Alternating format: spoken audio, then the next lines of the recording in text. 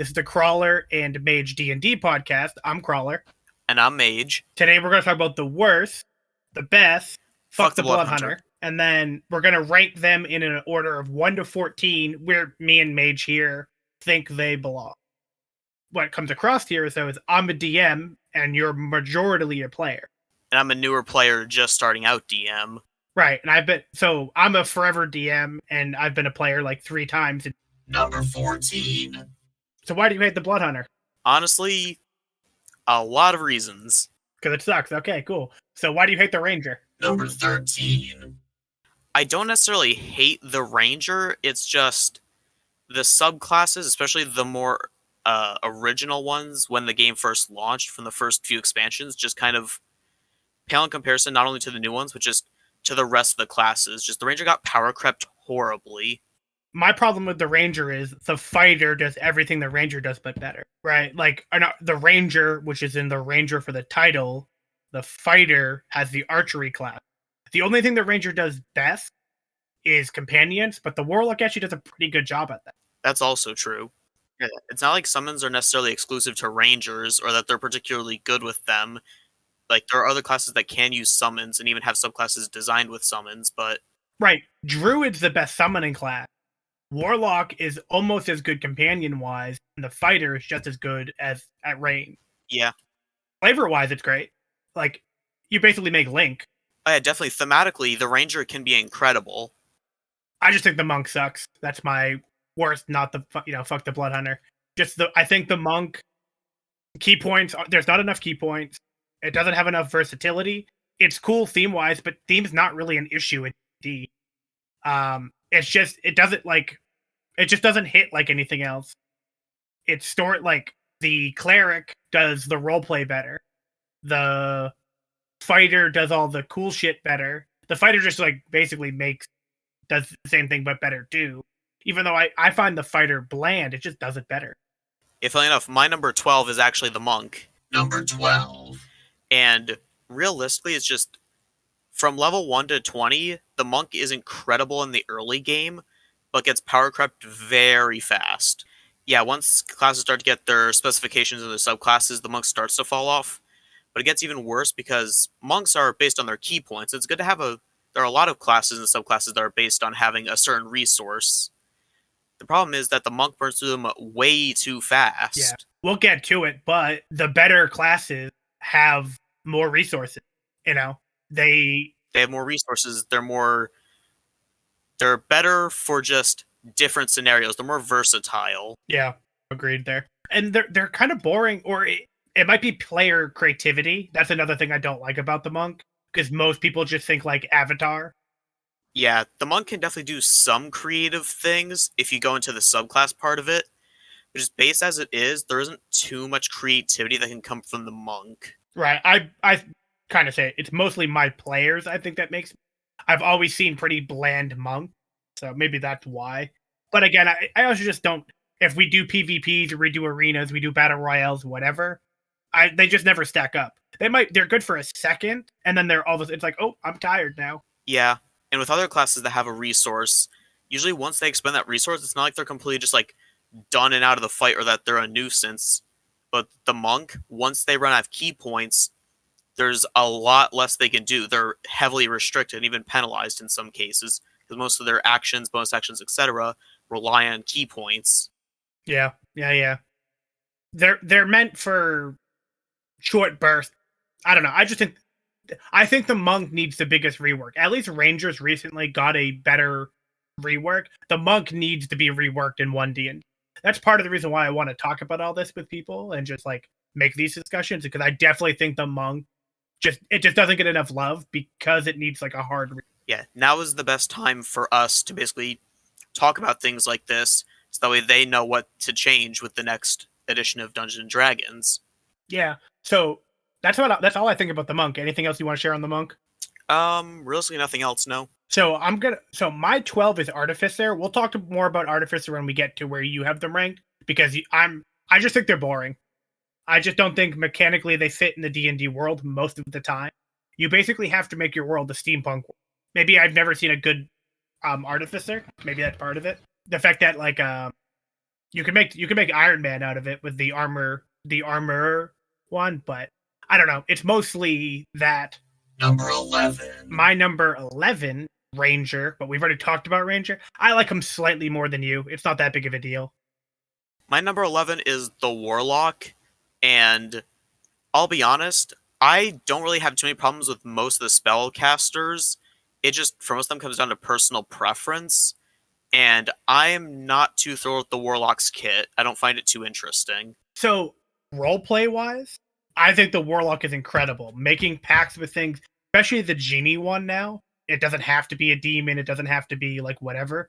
I think that one's pretty sweet. The fact that it only uses spell slots at like max level and it has like 3, or is it 2? It might be shit. Yeah, the roleplay possibilities are definitely great with the subclasses. My thing that I don't like about them is how cantrip focused they are, and like you said, their spell slots are very limited. And personally, when I play a spellcaster, I want to have that versatility of having multitudes of spells of different varieties of levels at my disposal. I hope in 1D&D, Eldritch Blast is more customizable. Because everybody takes it. Dude, there's no reason you shouldn't take it. The problem is, every Warlock right now ends up the same thing. I almost want like an elemental chart to it, or like your Eldritch Blast to depend off what pact you made. I feel like something should be done to make it more interesting, and frankly, more spell slots. Yeah, thanks to the Warlock's invocations, which are some of the most broken things in the game, at least in some regard. Definitely not as broken as other things, but Hey, 600-foot Eldritch Blast. yeah, their invocations are definitely really powerful, and that they do solve a bit of the issue with Eldritch Blast not being customizable enough, but we could definitely use more ways to customize it, I agree, because pretty much everybody already takes it. You're a one-trick pony, and that's just not, it's just not fun. Yeah, and if you're gonna be focused on cantrips as a warlock, you may as well have more options than any other class dealing with your cantrips. Right. I don't know. I almost want them in the 1D&D books for them to give some examples on how to bring in the deity. Yeah. Make it more interesting than it currently is, because right now, the DM has to almost like bother the player sometimes, or the player, I have to make it, like, you have to plan that out too much in advance sometimes. Yeah, that's definitely one thing with warlock patrons, is that they're very interesting, they're very cool for roleplay and whatnot, but they require a lot more setup than any other like subclass and whatnot. I think it's purely that the 3 or 4 warlocks that I've dealt with over all this time, it's mostly just been way before the first session, we prep out a bunch of crap. Then 4 sessions in, they don't remember, or I don't remember, and they're just using Eldritch Blast. I feel like that's most warlocks anyway. So this is where you crush me here. On what's your number 10? Number 10. My number 10 is Barbarian. That crushes my soul, because Barbarian are the most newbie-friendly, powerful class. They have a specific job and they're damn good at it. I'll get to where I rank them a little later. So why do you think they're... Yeah, so before you crucify me, I said before we started that we were definitely that somebody was gonna die tonight based on our rankings, and this was one of them that I was worried about. But my issue with the Barbarian is, like you said, it's a one-trick pony, which, being a one-trick pony, completely fine and respectable, and it can work. My issue is that it's a one-trick pony that isn't very interesting. Like, there's not really much... Even with other classes that have similar one-trick pony type subclasses, it's not the entire class, and at least there's still some, like, very noticeable, like, differences between subclasses. So to be fair, everything you're saying here makes sense, right? My one thing was the Barbarian that I also, which don't make sense to me, that intimidation is charisma. Now, technically, if you're a good enough DM, you can make them roll a strength intimidation. So if you're proficient you can be proficient, get your proficiency bonus, and add your strength because you're flexing, because you're throwing the big javelin by them, or you're moving the statue and you're just making eye contact. You could change the check, but rules as written, it doesn't make sense that charisma is... Right? Come on, everyone's going to build dex, strength, con. Maybe wisdom over dex, purely because you're a survivalist. Yeah, another thing that I don't like with the Barbarian, which you just kind of reminded me of, is that there's absolutely zero room for roleplay, really. Like, with a good player, you can make some, like, good role play is about like, oh, how high I have low intelligence, so I'm like playing like a kind of like goofy, silly, like kind of stupid character. But you pretty much have to go into strength, dexterity, and con with no real room unless you roll for stats and get really high. Again, so people know, you don't watch Critical Role. I do not. I've tried to get into it, but unfortunately, I do not. Matt Mercer fans, please don't kill me. No, so I watched season 1. I liked it, but starting in the middle didn't work for me, and then like I don't know, I lost interest. I watched part of season 2, got bored. I'm still watching season 3. I'm kind of bored, 40 episodes in or whatever. But Grog, just for anyone who likes D&D, if most people know Grog that is a prime example of a 0 charisma. I think he had like a 4 charisma and a 4 intelligence. I don't know they don't really matter. But he proved that if the player is good enough, you can be okay. But most players will like handicap themselves. That's at least some things I've seen where they're like, "Well, my character's dumb. He wouldn't help." It's like, well, no, you're an asshole. Like, I feel like that sticks into people's brains a little bit. So I only have them ranked 6. I think them, the rogue, and like the fighter and the sorcerer are the epitome of what the middle of the road, which I don't really. It being lower on your thing doesn't. It's just I find it funny. I just think it's the most newbie friendly. Yeah, despite how low I rank the barbarian, I don't think there's too many problems with it. Yeah, it's just basically it's boring. Yeah, it's just I've never played one, and the one time that I was going to play one, I just got bored halfway through character creation because I was looking at their subclasses and their features, and I was just like, I don't think this is gonna be fun for me personally. Yeah, some of this there's like clearly very good ones. Rage is awesome. Rage and Reckless. Yeah. Very good abilities. I put those on a lot of creatures that fight against you guys because they don't need personalities. I'm just throwing people at you. That is one good thing that I like about the barbarian that I will say is positive, is that the ways that your rage gets modified through some of the subclasses, I do think is pretty interesting. Yeah, I think they're a great tank, great damage dealer, and so on and so forth. Just so people know, you're actually a player in my game. We'll get into down the road what you've played with me and just how we got started playing. But yeah, have you played a barbarian in any? Not sorry. Yeah, have you played a barbarian? I was going to play one at one point, but I just didn't. So the only barbarian I assume with me you've seen was Sick in the Battle Royal that one time. Oh wait, maybe Draco. Yes, and I think in one of the really old campaigns, someone also played one. I can't remember which campaign. But it was the stream game that I did with you, Sick, Sean, Duck, Mage, Magic, Silver. Fu co-DM'd that with me, and he helped me write it. But yeah, Sick with a barbarian then. But he played like a bloodthirsty barbarian. So I could see how that could be a bit of a turnoff depending on play styles. And you guys were heroes. And I don't know, some barbarian players just maybe don't fit the party is also another way I would put it. Is there anything else on barbarian?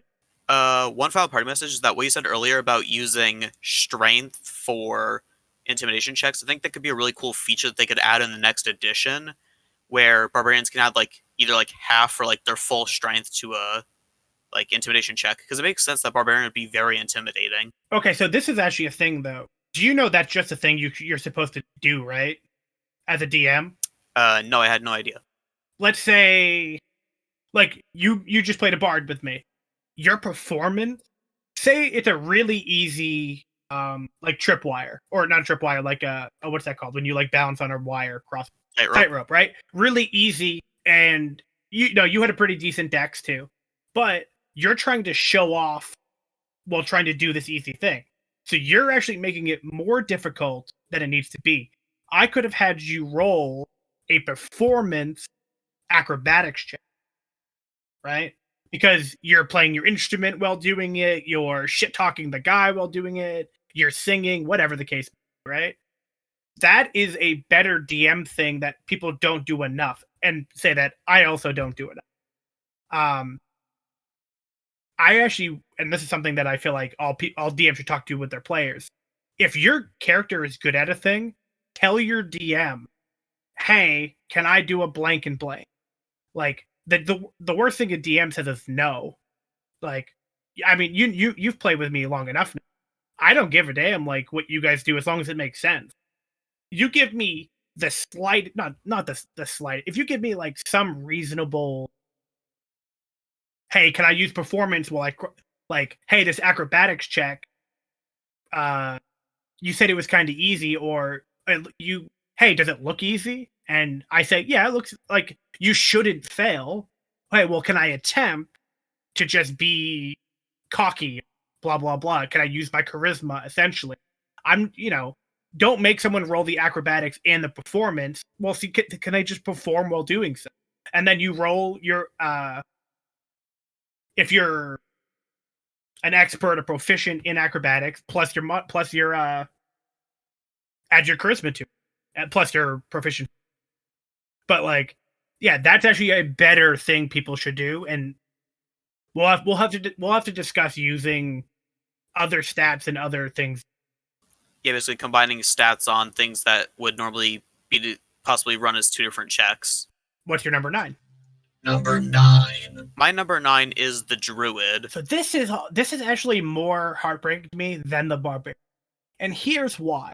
Druids are powerful as fuck. You could turn into a goddamn dragon later. So why do you hate D&D? So the reason why I ranked the Druid like this, like I said earlier, I like all the spellcasters. Don't really have a problem with any of them. Just some of them got thrown to the bottom of the barrel for other ones that I think are just better, or for other classes that I think are just better. The reason why I don't like the Druid is actually kind of for what you said. They're a little too good, and I've seen way too many scenarios, both as a player and from stories online, where Druids will just break games or break mechanics. So you think they're bad because they're good? It sounds extremely convoluted, but trust me, I'm trying to explain this. I'm listening. Another thing that I don't like about Druids is that their spell list and other things in their backstory don't quite mix well together. Like the Druid backstory, or adding backstories to a Druid? No, like the base Druid backstory plus like things like their spell list, just the Druid kind of backstory and lore-wise doesn't quite work with itself, in my opinion. Because, for example, one thing about Druids is that they don't use metal. They can't use metal and things like that, right? Yeah, the tree huggers. They're hippie. The thing with that is that Druids are all about natural elements and whatnot, and most things like metal are still natural elements. But Druids will be allowed to use fire spells and whatnot, which are destructive in nature. They can be used for things that aren't destructive, but it still doesn't make sense that a Druid can take Fireball when they're supposed to be protecting nature, and Fireball lights everything that it hits on fire. But you also need heat to create life. Oh yeah, that's why you also have things like Bonfire and like lower level of fire magic. Yeah, but you're saying but Fireball. Yeah, I see. I get what you're saying. I disagree, but and the thing is, that's kind of like a little nitpick that I'm making, but the reason why I'm making these little nitpicks is because there's a ton more that I'm not even going to mention because of how much time it would take. Yeah, we'll talk more about Druid down the road as a whole. Yeah, we'll do a showcase on the different classes and whatnot later. Yeah, they're unique in what they are. I actually think the metal thing's stupid, but they're unique in what they are. They have their own role. You're the hippie, Yeah, for what it's worth, they're very unique and they're very interesting. It's just there's a lot of little things, and that's kind of why I put them towards the middle of the list rather than at the bottom or at the top. I actually think D&D should shrink the classes pool, but I basically think there are 2 types of spellcasters, and I basically think it's the Druid and the good one. That's basically where, and then I think the other ones are mostly bad. Even though, actually, now looking at my list, I actually have spellcasting pretty high on the list. So yeah, anything more on the Druid? That's all I had to say. So my number 9 is the Fighter. I just think they're boring. Okay, right, I'm killing you after this. Yeah. They're good at fighting, and that's cool. They're the best sandbox character. That's why they're in the middle of my list and they're not at the bottom, because you can make a fighter into a lot of this. The guard, the bounty hunter. Like, I get it. It's just they have the rogue ability. They're a jack of all trades, master of none kind of thing. But again, all of the classes below it, I think the fighter is better than, because it can like almost replace all of them. But everything I have like kind of above it, I think singularly fits like they're a master of it, I think basically from my 9 down, the fighter, the warlock, the ranger, the artificer, and the monk, and bloodhound, that it exists. They're other roleplay or interesting. They're not both. This is kind of where my list starts to change to get better, Yeah. And I'll say more about the fighter during my section, because Oh boy, do I have a lot to say about the fighter compared to what you said. Yeah, agreed. So both of our number 8s are the sorcerer. Yep. Number 8.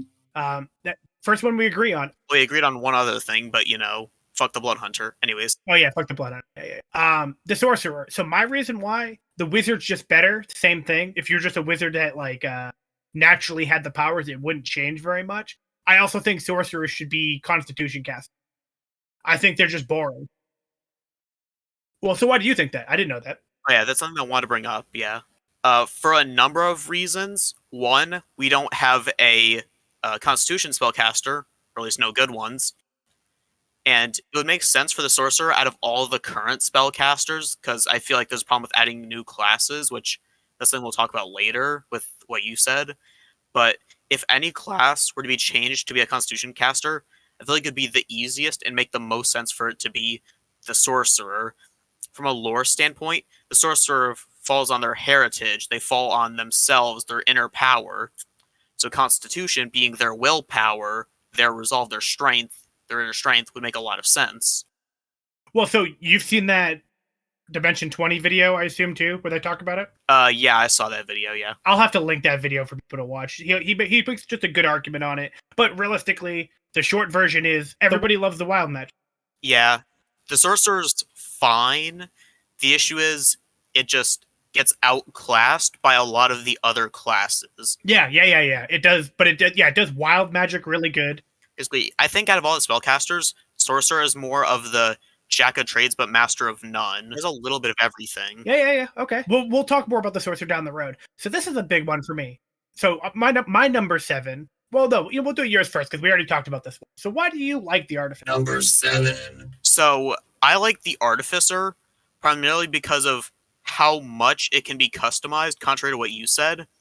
And the reason why I say that it can be customized so much is because there's a lot of cool things that you can do with it that isn't just steampunk. All it requires is a little bit of imagination and talking with your DM, which is a topic I think should have its own episode later. But yeah, there's a lot more they can do with the Artificer than it first looks like. The issue is that the subclasses don't help you out with this. The subclasses are very limiting because there's 4 subclasses, and all 4 focus on a specific artisan's tool, which is a problem because if you want to use any of the artisan's tools or focus on any of the artisan's tools in your background that aren't those 4, you're going to run into an issue. And it's going to require a lot of homebrewing, like what we're doing in the current campaign that we're planning. Right. That's basically what I was about to say. You're about to be an artificer in what we're planning on do at least a few months story. We have our I don't regularly do like year plus long stories. Mostly because I've been teaching people how to play D&D and then they're still trying to find that character they really love. But we're about to try and do a long-term thing, basically for most of basically 2023 until 1 D&D comes out, and then we'll play it until we get more information on that, I guess. But the Artificer, I just find them, they just don't fit the world. That's my biggest critique. They just don't fit most worlds of D&D, because I have Lord of the Rings in my head, right? Like, when I play D&D, you have, what would you say your theme's more like? Oh, what do you mean? Like, when you think D&D, right, I think Lord of the Rings. What do you think? Like, what first comes to mind when you think D&D? I think of things like Lord of the Ring, Harry Potter, a lot of like Narnia, a lot of other like fantasy things. Yeah, so yours, I think mine and your D&D, like your D&D is more high magic. Yeah, I definitely see it more as a fantasy world than like more of like a high magic, unexplored kind of setting. I like the simpler hobbits, and there is a dragon. There's not dragons everywhere, but there is a dragon. I like smaller, more defined worlds, I think. Where I think, yeah, in your head, it's giant, you know? Yeah. The thing is, I agree that the Artificer, as it stands base, is definitely a fish out of water. But that's why I say, if you can work with your DM and come up with something interesting and can modify the base Artificer, you can make it fit into any setting. Because like with the character that I'm doing now, and I'm going to keep going back to this, with Artificer at least, I'm basically trying to shift the character from focusing more on the steampunk and the tech of it into a more high magic type of character by basically, instead of having them based around machines and creating machines, they're based around creating magical crystals and using those for their spell casting instead of creating machines for their spell casting and whatnot. Well, so I want to update as we record these and as we're doing this. I want to update people on like maybe how our story's going. We're gonna do a Heroes Academy. Yeah. But yeah, you want to do the shards. You want to make it so you're a tinkerer that does what the artificer does, which I think that's really cool. But the fact that you had to adjust it to make it work is why I don't like it. Yeah, like I wanted my character to be based on like using the jeweler's kit and using something with gems, and looking at all four subclasses. None of the four of them fit with that, so there's a lot of kind of haggling and a lot of changing a lot that we had to make to kind of fit this character idea into the story. So this is a pure random thing. Simplicity wise, you're going to go with a kobold. I actually find that kind of really cool. I'm shocked you're not a gnome. Because gnomes, gems, jeweler, like tinkerer. I'm shocked. And I'm surprised you're not, or I'm 50-50 at level 4 or 5, whatever it is. Are you going to grab Lucky by any chance? No. You already know what feats you're looking into? Not entirely. I don't have my entire character mapped out. I don't really like doing that, like kind of mapping out the character on the fly based on like story changes and whatnot. Yeah, which I appreciate. I planned it out with a few people only because they're newer, so they want to know what they're going to be capable of. But you've been playing. How long have you been playing D&D now? At least 3 years. I want to say I'm at the end of high school. I want to say I started D&D somewhere around the start of my high school. I want to say that. Yeah, so I've technically been playing D&D for 13 years. I played at the end of high school. I'm 31. I played at the end of high school with some people for a while, and then life got in the way, and then the last 6 years I've been playing a lot. So I basically have 8 years of play in me, but over 13 years. But we'll get to more of that later. Yeah, and to be fair, my like 3 or 4 years of play have mostly been like 3 like long-term campaigns that lasted over a year for each. Anything more on the source? Or sorry, anything more on the artificer? I think I did have one other thing that I want to say, but I can't remember it. Well, we'll talk again when we do the artificer conversation down the road. We'll get there. Yeah, when we do the artificer showcase, I can try and remember it. My number 7's the rogue. I think they're boring. Fuck you. Yeah. People will understand why you profanity, potty mouth. I just think that they fall off late game. They're probably the best early game. Like level 1 to like 9, great. And to be fair, that is most campaigns. You don't really go past that. Sneak attack doesn't scale well. Getting advantage, everybody eventually outdeals them, and eventually everyone has a way to get through the door. Like, yeah. Now they look for traps good and blah blah blah, but now what I do respect, what I like, but why they're in the middle of the road for me is you know what they are. Like day one, you know what a rogue is. They're the thief, they're the scoundrel, they're the pirate, they're the whatever. I get it. That I just don't love them. I think it's mostly the statistically wise. Yeah. We'll get to why you love them a little bit down the road. Also, while we're on the topic of the rogue, there's one thing I want to say. You said the rogue doesn't scale very well into late game, and that's definitely true.